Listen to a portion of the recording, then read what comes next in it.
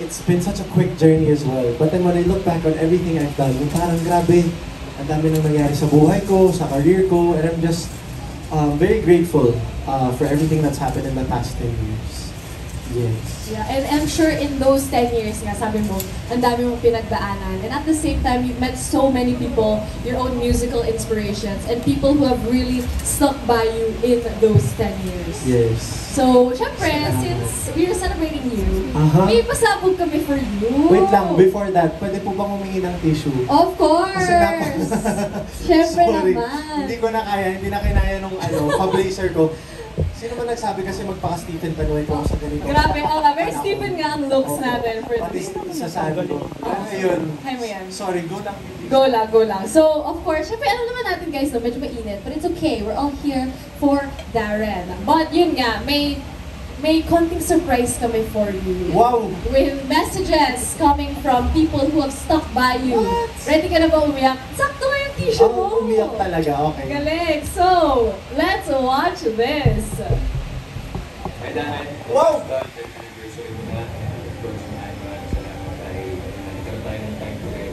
Nakabuo tayo ng music video pare. And of course, palagi kang mag-iingat and more power sa album. Kaya mo lahat yan. Napaka-talented mong tao and nandito lang kami para supportahan ka palagi. Love you. Hi Darren! Bago pa man tayo maging si Stephen at Irene, hindi yung magkakaibigan na tayo. And thankful ako na nakilala kita. Thankful din ako na na-witness ko yung talent mo at yung growth mo.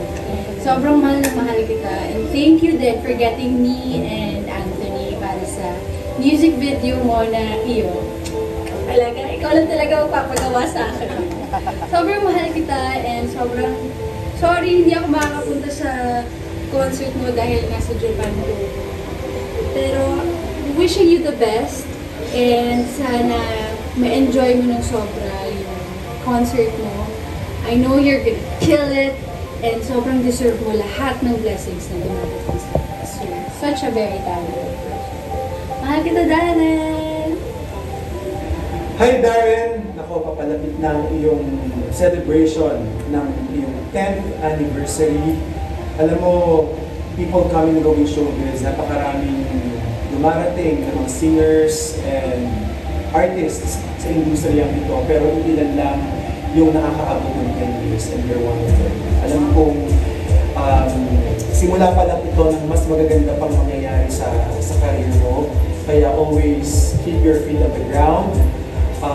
Pagpatuloy mo lang yung professionalism mo, pagpatuloy mo lang yung pagiging mabuting tao, at yung excellence mo as an artist, you're one of a kind.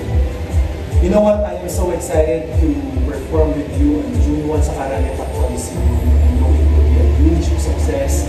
And alam ko, sigurado ako na maraming mga fans mo ang susuportahan ka at mararamdaman mo ang pagmamahal nila sa araw na yan. Kaya naman, congratulations, God bless you, and nandito lang kaming lahat para sa'yo, para suportahan ka. Hey Darren, Tito Ogie here. I just want to greet you. Congratulations on your 10th year as a performer here in our beloved business. Congratulations din sa concert mo. In 10 years, you have accomplished so much and I'm very, very proud of you. You are one of those guys who see so much potential to be just a huge superstar in the Philippines. If not, you are already. But there's more to be done. And I know that you are hungry for that. So keep the hunger going. Keep your sense of humor going. Keep that wonderful heart of yours beating all the time. Because I think it's your best asset. Mahal ka namin, D, and God bless you. Hi, D, congratulations to you. Naka 10 years ka na, deserve. At feeling ko naman, sure ako na mahabang-mahaba pa yung lalakway mo sa showbiz dahil ang dami mo naman kayang gawin. Sobrang talented mo. Kaya good luck sa mga ganap mo in the future. Alam kong maraming assignments na magbibigay sa'yo. Yun din ang problema pag masyadong bibo, kaya masyadong ipakita lahat. And sa concert mo, congratulations din. And ano pa ba? Yun lang, congratulations. Galing mo eh. Wow! Grabe. Maraming salamat. Ang haba ng messages nila, hindi ko expect. Parang birthday ko na. Oo. Malapit na ang birthday mo. Yes, on May 24. Oh my gosh, double celebration tayo here tonight, an advanced birthday and for the concert. But how did it feel, you know? These are people that you worked with, looked up to as well, and to hear them say so many kind words to you, how does it feel? Of course, to Anthony and Maris, hindi ko talaga in-expect na mas magiging close kami because of Can't Buy Me Love as well. Because I've known both of them before Can't Buy Me Love, nung magaling sila sa PBB, and then getting the chance to work with them just made our bond stronger as well. And I'm just so happy for all the achievements that they're getting right now as well. And ayun, parang nakakatuwa kasi yun nga, pumayag silang gawin yung music video for EO. Tapos parang dun nagkaroon ng unang glimpse yung mga fans ng Snoreen sa what could happen in the future for them. And ayun, maraming salamat both Maris and Anthony. You guys are one of the people that I can always trust and just hang out with, always just chill with. And of course, to Kuya Eric, Tito Ogie, Ate Vice, yung mga haligi sa industriya natin, yung mga idol. Maraming salamat po for all the kind words. Hindi ko lang in-expect na magiging ka-close ko sila kasi of course, you know, being a kid from Canada who just watched them on TFC, parang hindi ko in-imagine na one day may imbitahan ko na lang sila sa mga, uy, may birthday po ako, or parang sila sa bahay nila, uy, kain tayo, mga ganun yung parang, what? What's happening? Pero yun nga po, nakakataba ng puso that I have people like them who are there to guide me and also give me tips and also just people I can rant to or just share my thoughts to. Ayun po, people I can trust as well. So, they're just a few of those people. And ayun, maraming salamat for the video greetings. Thank you po. Grabe. Parang birthday mo nga, no? Which is nice. We love to share the love. Especially when your birthday is coming up very soon. And yun nga, sabi ni Kuya Eric Santos na, you know, a lot of artists come and go through the years, and only a few people get to experience 10 years in the industry. And how lucky are we that we get to witness your 10 years in the industry. But also as part of your career, you're part of Star Music as well. So how does it feel to be part of the Star Music family, and what does that mean for your music? Yeah, I've done so many collaborations with Star Music before. I officially became part of the family, and ayun nga po, I'm just so happy kasi right now I'm releasing so many songs that I've personally written, and other ideas for both the promo and the production, very collaborative with the whole team. So ayun po, I'm just really happy to be part of the Star Music family. And grabe yung support nila dito, lalo na sa D10, like hindi ko po talaga in-expect. So maraming salamat to Star Music. And yun nga po, I'm just looking forward to all the projects we have together in the future as well. Ayun. All of us then, we're very excited in some future projects mo. Yes. But the most recent one, of course, being the concert, which is D10 happening on June 1st. And we've been talking a lot, no guys, about yung concert na to. And I'm sure yung mga media friends natin, very curious na sa mga pasabog mo, mga preparations mo for the concert. So now we are going to do our Q&A with our media friends. So we have a list of pre-submitted questions here with me. And I will call you on and you can ask your question to Darren himself. Yes, may mic naman kami na ibibigay sa inyo. So ready ka na ba, Darren? Yes, ready. Ready. Kayo ba guys? Ready na ba kayo? Ready na sila. Busog na sila eh. Oh, true. Parang sarap na ng kain nila. Okay, so our first question is coming from Joem Madrazo from Fitness Lifestyle Davao Digital Creators. So Joem, are you here? Nandito po ba si Joem? If not, I will ask the question for Joem. Wala daw. Ay, wala daw. Okay. Eh, di ako na lang. Okay. Okay, so the first question coming from Joem is, how many hours a day or how many times in a week do you prepare for the concert, and how do you keep yourself healthy? Wow. Very good question. Ako mismo hindi ko alam kung paano sagutin yan eh. But I feel like Um, through the grace of God, hindi naman ako nagkakasakit recently. Maraming salamat po. Awa ng Diyos. Kasi ang dami talagang nangyayaring ganap sa buhay ko aside from the concert preparations. So,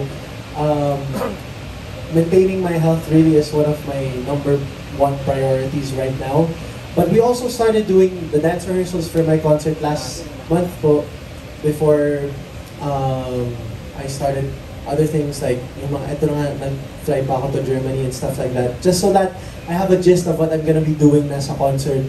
Ipopolish na lang later on. So, it's really a balance of finding time for yourself and then finding time to rehearse.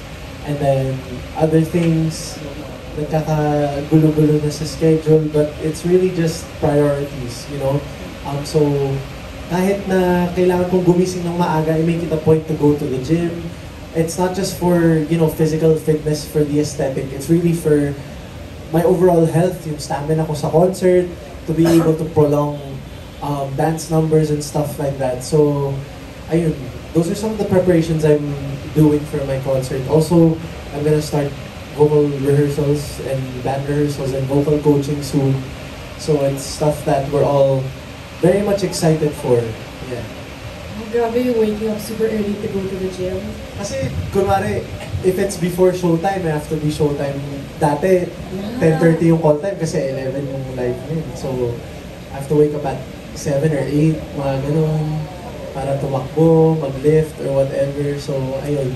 That's that early 20s energy. Yeah. Oh, grabe. Kasi after showtime, yung iba, like the Darenatics, na nagugulat sila may ganap ako after showtime. Ano, my day doesn't end after showtime. At saka, at least minsan, if may free time after showtime, I can do whatever I want na. Kasi the gym, it's out of the way. Tapos na. That's how I started my day na. Tama. Yeah. That's a good way to start the day, though. Yes. Okay. Next, the question coming from Mommy Jo of JoeOneSoul.net. Is Mommy Jo here? Hello po. Ah, there. So we have our mic, or should I get my mic? Okay, my mic na lang. Ayan.